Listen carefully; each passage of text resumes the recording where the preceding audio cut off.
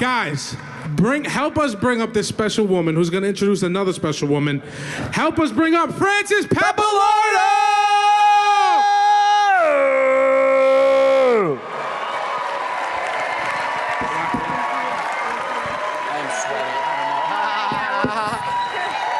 Okay, all right. Hey, everyone. It is great to see you. This is such an honor for me to introduce this next person. I'm going to read to you a real quick bio on her, but just so you understand, everybody, like, if you could just kind of put your phone down, just take this moment in, because I know that many of you, some of you are at the inception of your journey. You're just starting to learn how to dream, and I still remember the exact moments when I started declaring my vision for what I wanted to see with the Mission Center in Honduras, because it was such a impactful piece of my story and my story with my father. As many of you know, my father's ashes are scattered in the foundation of this Mission Center. So it's extremely close to my heart. And I'll never forget the very first date I had with Tony when he said, he was trying to get me to dream and trying to get me to open up, and he said, I told him all about the center, and he said, so if you could make a donation tomorrow, what would you make it for? Any donation, if money was a non-factor. And I was so scared, and I felt so vulnerable in that moment to respond, and I said, 50,000, thinking that that was a big deal, because it was to me at the time. And I remember him looking back at me and saying, really? That's it? And I said, who is this guy? So when you're just starting to dream and you're declaring it, and that vulnerable emotional feeling you get because you're afraid of getting disappointed. And I'll never forget going over to Vinny and Dana's house in Long Beach and telling them about it for the first time, and that it was such a dream of mine.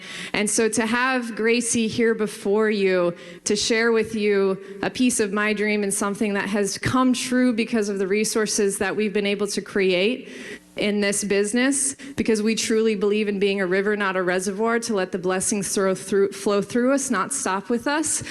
This is everything. So I'm so excited to be able to share this moment with you, to share her with you. Thank you for receiving her. And to tell you a little bit about who she is, she works for the authorities in Honduras, so not just the ministry. She actually works for the authorities to rescue, care for, and restore victims of violence and empower justice. She teaches justice models in 3 countries. She has survived 5 assassination attempts. How many of you have survived one? Or how about none? Okay, she's survived 5 assassination attempts. She's a country condition expert in violence and gangs in Honduras. She deals a lot with MS-13 down there. Some of you are familiar. Asylum cases in U.S. immigration courts. She's lived in Honduras since 2005. I met her in 2008.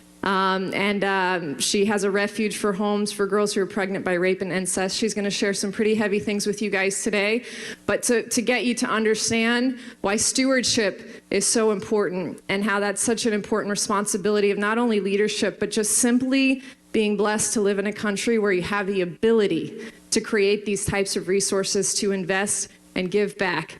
I believe this is the greatest country in the world because of the opportunity to be able to do that and pour those blessings into other people. So here she is, Miss Gracie Murphy.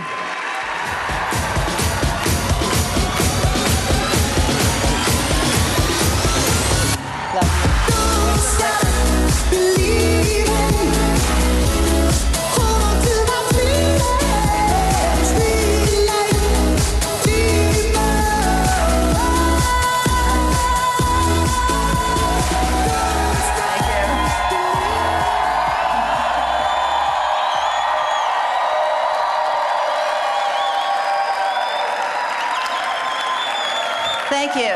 Thank you. Thank you for giving me the opportunity and privilege to speak with you today. I have a slideshow here for you. Do we have the first slide? HOC Justice Project is working in one of the most violent countries on earth to meet the needs of the vulnerable, those who are suffering and in the midst of crisis. Do we have the, yeah? They have a So we rescue women and children from violence. It's rescue, care, restore, and empower justice. We empower justice in their cases because there is no justice in Honduras. We also teach prevention and intervention to communities and authorities and to other ministries to do the work. We need leaders like you who have a heart for justice, to have a heart for humanity, and a passion to relieve suffering. The world needs people like you. Here we go. The world needs people like you to step out and be a voice for change in a world filled with violence and hate. Our journey to justice began in 2005 when we went to Honduras. We had a heart to go. We did not know what we were going to do, but we went, sold everything that we had, and moved to Honduras. This is really interesting. So, looking for the words, they're not there, but that's okay. We just go on. There is a gap in this world of violence. There's a gap of suffering. Everywhere you look, people are touched by violence. Leaders are people who stand in the gap. Leaders are people who find the gap, find the answer, and become the solution. Then they share that vision and lead others to becoming solutions to the problems in the world. Jimmy Carter said, see if we can move forward to Jimmy Carter and get him. There he is. That the abuse of women and girls is the most pervasive and unaddressed human rights violation on earth.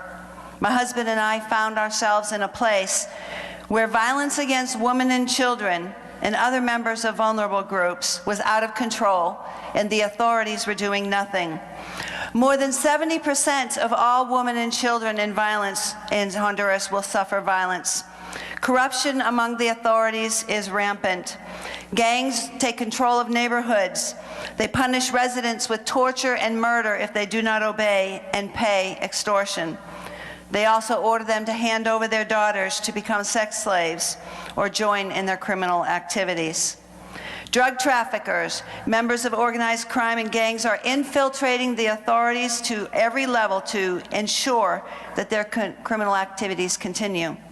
Women and girls disappear. Many are sold into sex trafficking, and criminal elements are taking advantage of this immigration crisis to make money through human trafficking. Anyone who stands up against these activities becomes a target.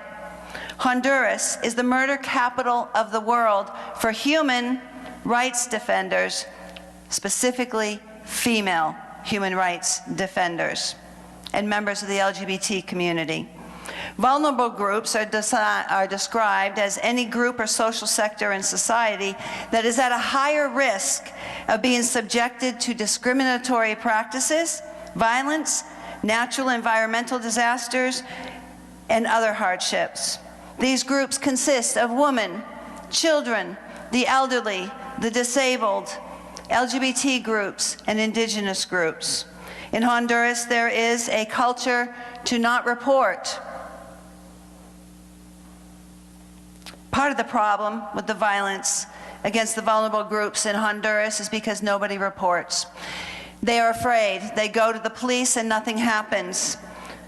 The Honduran authorities are saturated with corruption, and many times police officers will actually return the victim to her abuser or do nothing, hit on her while she's giving her declaration.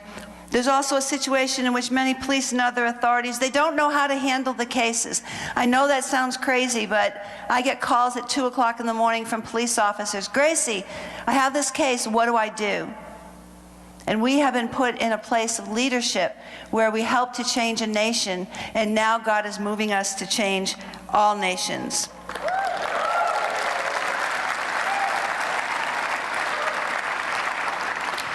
In collaboration with and at request of the authorities in 2005, I wrote the first program for victims of violence in Honduras. When I handed them the report in January of 2006, the colonel said, "Come with me downstairs to show you the office we're building for you. You are now the chief of special crimes." The first special crimes unit in Honduras, they put a gringa who'd only been in the country for 6 months, in charge of it.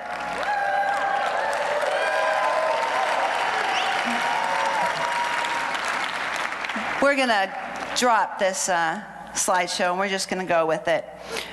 I was certified by the government to train the police and the investigators and the prosecutors and the judges in how to treat victims of violence when they're in the case, but also to treat them, the laws and the procedures. And I was traveling all over Honduras to train them. We began a weekly radio show. I have a radio show every Wednesday at noon to more than 500,000 listeners on how to strengthen the family, how to create a culture of peace, how to recognize victims in your midst, and what to do, what God has called us to do. We go into villages and schools, and we train the children and the parents and the teachers and the leaders on prevention and intervention. And in May 2010, we opened the first home for girls pregnant by rape and incest in Honduras. We opened the second shelter in Honduras in November 2007. The plan we devised was a collaborative effort between the government, the people, and ministries to work together in how to rescue victims, how to care for them, how to restore them to a life of peace and hope after their suffering. And when we talk about special crimes, we're talking about domestic abuse, family violence, child abuse, sexual abuse, sex trafficking, child pornography, murder, kidnapping, rape, all of these. This is where I live. My husband and I, we joke and we say we live in the dark side of ministry, you know, like Darth Vader. The dark side of ministry, right? We go places that nobody wants to go, we see things that nobody wants to see, and we bring people out of the darkness into the light, and that is what we are called to do.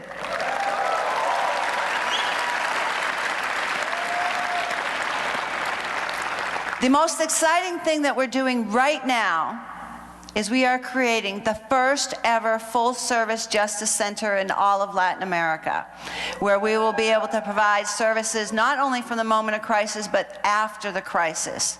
Our work has been working in the rescue, caring for the victims with diapers and with food and with medicine, praying with them. Underwear.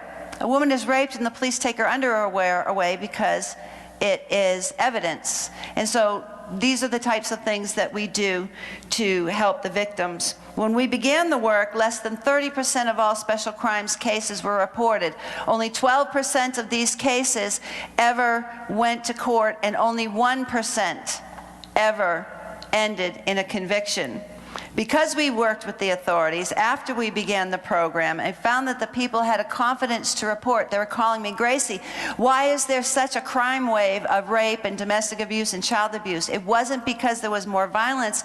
It was because the people knew that if they came to our office, they were going to be cared for and their case was going to be taken care of. We would push. I'd get myself into trouble. You know, the authorities didn't like me pushing them, making them do their job. Making them do their job. Think about that. Police officer, here you call the police and in 2 minutes there's 3 or 4 police cars. In Honduras, you can't call the police. They have created a new 911 system, but that's in Tegucigalpa. But out in the mountains that doesn't help because the police aren't out there. And a lot of times if you call, they don't bother to come because they're not interested in coming. So because we worked with these authorities, we supervised the cases, we assisted them and the victims. About 80% of our cases actually went to court, and 71% ended in convictions.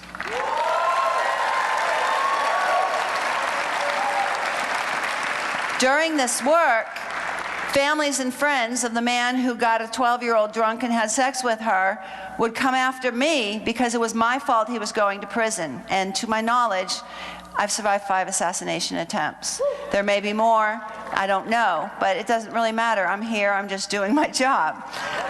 But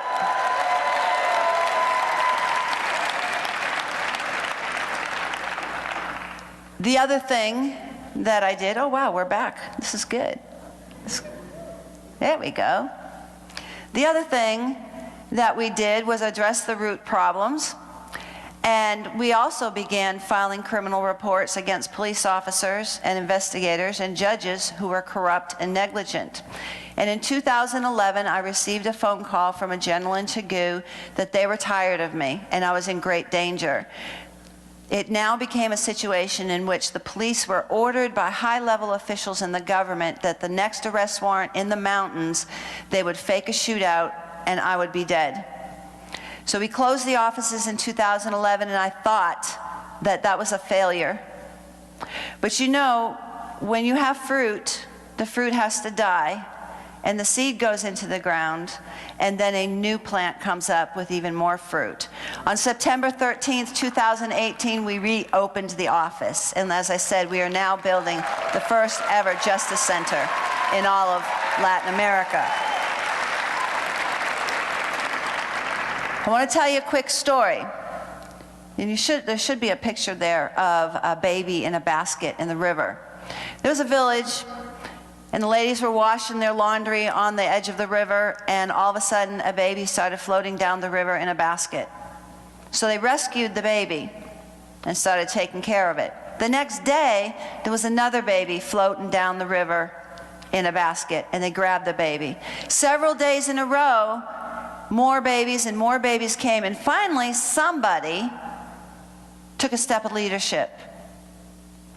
They went up the river to find out why the babies were floating down the river, to get to the root cause of the problem and to become the solution so there were no more babies floating down the river. I want you to think about that. Effective leaders get to the root of the problems around them to solve the base issues causing the problems rather than just dealing with the crisis. That's what a good leader does. I want to tell you about Erica. Erica was preparing for Christmas. She lived in a village called Villa de San Francisco, just north of the capital, Honduras. She sold clothes and household goods out of her house. On December 22nd, 2017, MS-13 came to her house and murdered her son in front of the family because she had not been able to pay the rent. And rent is the word for extortion. They told her that she needed to pay. Then they returned on December 31st.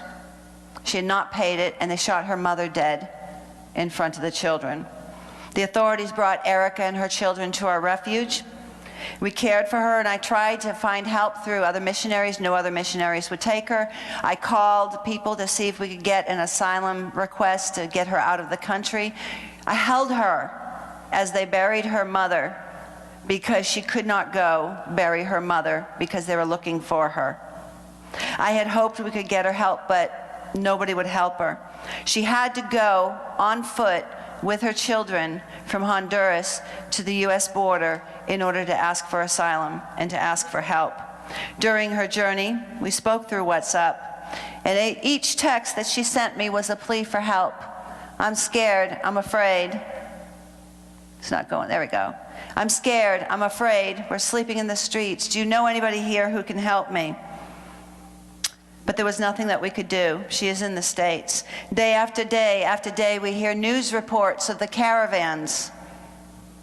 Hundreds of thousands of women and children coming to the United States looking for a new life, abandoning their home. They walk for days, hitch rides in the back of and on top of vehicles. They climb through mountains, they sleep in swamps, they swim through rivers every day, in the sun, in the rain. They travel more than 2,000 dangerous miles. Let's see if we can find the map there. Neither she nor her family have been able to go back to her house. They've not been able to recover her things or sell her house or get any of the things that she needed. Why are so many people traveling this dangerous route to come here? Everybody is touched by violence. Selma, my vice president in Honduras, her 2 teenage daughters were kidnapped for ransom. Dulce, the director of my children's home and refuge, her son was shot by gang members and they suffered death threats for reporting the crime. Alan, my media guy, was sitting on a bus in Tegucigalpa and was shot when gang members boarded the bus. He's still alive. Rosie, my assistant, her cousin was murdered just a few weeks ago. Evelyn, her family, is under death threats and threats of kidnapping. And on it goes, and on it goes. The patriarchal nature of Honduran society encourages the belief that a woman is a man's property, whether the woman is willingly with him or not, just like the pigs and the dogs in the yard. Machismo is a valued trait in Honduran men. A woman rejecting a man's advances is unacceptable. Once a man has a woman, she is his forever until death do they part. The United Nations says that 94 to 96% of all cases in Honduras go unpunished, and only about 30% of reports given to the police are ever sent to the prosecutor's life. The World Justice Project, which measures the rule of law, states that in 126 countries, Honduras ranks 115. By region, in Latin America, Honduras ranks 28 of 30. And regarding criminal justice, globally, Honduras ranks 123 out of 126. Think about that. We're fourth from the bottom. Because of this pervasive corruption in law enforcement, narco traffickers and gang members have the ability to work with impunity. Honduras has one of the highest homicide and femicide rates in the world, and victims of crimes at the hands of authorities, drug traffickers, and organized crime have nowhere to go for help or escape. We're going to skip forward because we're short on time here. I want to tell you some stories. I'm going to go to Gloria, slide 28. There she is. Gloria's story is detailed in chapter 8 in my book. It's called Love Called Her Name. Gloria suffered 18 years of violence at the hands of her husband, who tortured her and also raped her 18-year-old daughter. He carved his name in her back with a machete so no other man would have him. That's her back. You can't really see it that well from this distance. She went to the police several times, but they never did anything, and then her husband punished her for going to the police. But we rescued her daughter, we put them in refuge. After she was in refuge, she went to an evangelistic thing, and she was actually completely healed. Her husband went to prison. I want to tell you about Gracie. Gracie's husband abused her sexually, physically, emotionally, in front of her daughters, locked her in the house. She lived in Comayagua with her two precious daughters. She went to her pastor and his wife to look for help, and they told her she needed to endure her husband's violence or she was ruining her family. We rescued her, and she and her children came to our refuge. That's us at the refuge there. There's her two daughters when we rescued them. We won the court case for Gracie, and when she went home, the people in her neighborhood who were friends with her husband continued to harass her, and she is now living in the United States. This is our daughter, Michelle. Michelle came to us at 12 years old, 5 months pregnant. Her father was murdered when she was 6 years old, and every boyfriend that her mother ever had after that had sex with her. She never went to school. She went to pick coffee, to pick cucumbers, pick tomatoes, pick up garbage, recycle plastic, until she was brought to us. She gave birth to a beautiful daughter. There's her the day that her daughter was born. The yellow shirt is Michelle when she first came to us. Today, Michelle is 19 years old. She has completed 11 and a half years of school with excellence. She's an amazing mother. Her daughter is in first grade. She works in our victims' crisis office 2 days a week. She's an amazing young lady, and I'm just thankful that God has brought her into our life. She is the testimony of this work, of working to rescue and to care for people and to restore them to a life of peace. We are building the first ever Justice Center in all of Latin America. We are working to train other people to duplicate the work that we do throughout all of Latin America. My part here was to make the plight of the people real, to demonstrate the challenge and the brokenness, to display how closed the gates of justice are around the world, to help you understand the real challenges that create these caravans, the real challenges of what happens in other places and here in the United States. But it's also to show you the hope that comes through the darkness when we act and help those who suffer. So what can you do? You can pray for us, you can support us, you can come work with us. I just want to leave that in your hands. I have 29 seconds left. Whether Honduran or American, we need people to open the gates, step into the work of justice for neighbors in need. Injustice occurs when power is used to exploit, to abuse, and to destroy. But when people act to enable others to flourish, that is when we have a result of justice, of making things right. And every single one of you can do that. Thank you.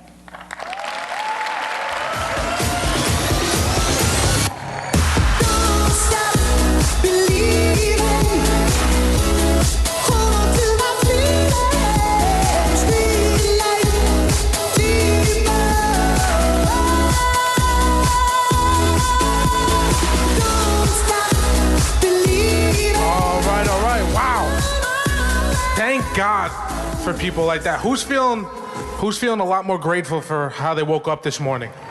Yep. Holy smokes, man. Seriously, thank God for people like that. And you guys can see why we back such strong causes like that. Because we are trying to be the light in some of the darkest places in this world.